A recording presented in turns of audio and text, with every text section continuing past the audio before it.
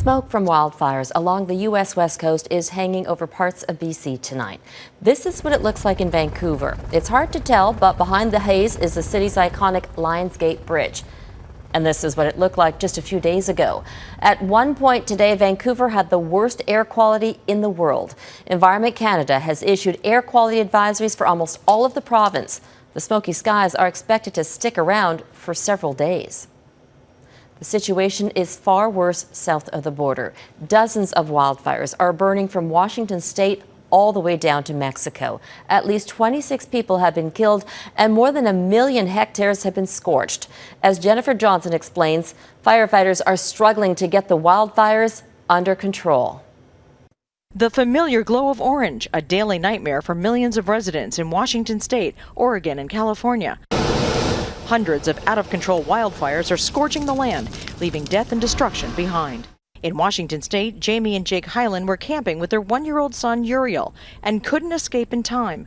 The boy died, the parents badly burned. In my worst dreams, I couldn't imagine what my sister and brother-in-law had to go through and to do everything they could to fight for their lives and to protect their child. Oregon officials are preparing for mass fatalities. Dozens of people are missing. At least 500,000 residents have been told to leave their homes.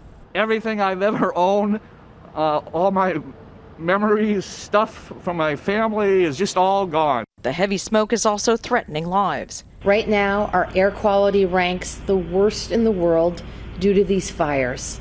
Residents are now dealing with constant heavy ash raining down in the midst of the COVID-19 pandemic. It's been horrible, actually. I have asthma, so it's been hard for me to breathe. I haven't gone out. The infernos are wiping out entire communities. After the Bear Fire tore through Berry Creek, California, there was nothing left of the town's school, firehouse, and its only market. I cried for a long time. And the worst day in my life when I heard that news. California's governor and many scientists blame climate change for the worst wildfires in the state's history. Dry land and whipping winds have created a deadly combination, preventing those on the front lines from getting the upper hand. There is no downtime because Mother Nature doesn't give us that. Firefighters say they are facing the most explosive blazes they have ever seen and warn the land is so dry, these fires could burn well into the winter months. Jennifer Johnson, Global News. Thousands of asylum seekers have spent a fourth night sleeping outside after flames destroyed their camp.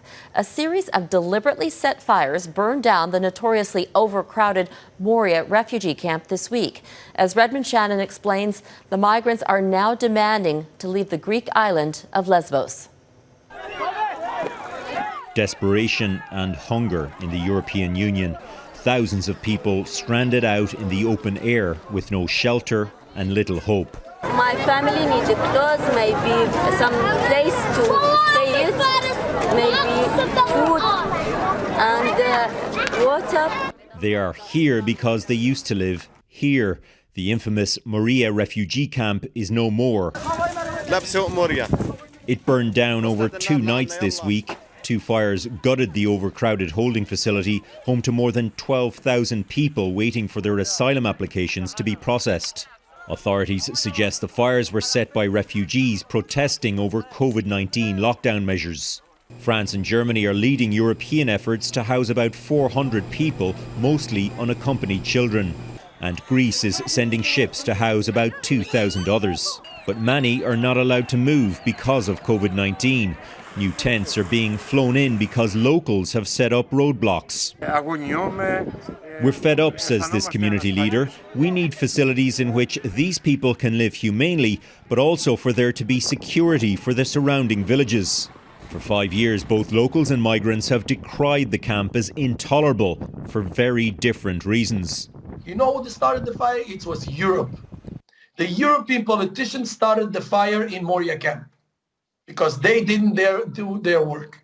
They let these people to go through all this for so many years and nothing changed. The EU had tried to resettle migrants among its 27 members, but countries couldn't agree to a deal. If each country take 1,000 refugees, the problem is solved. In response to the fires, German Chancellor Angela Merkel says something must be done to establish a common European migration policy to share the burden. But hammering out any such deal will take time, something those sleeping in the ditches of Lesbos do not have. Redmond Shannon, Global News, London.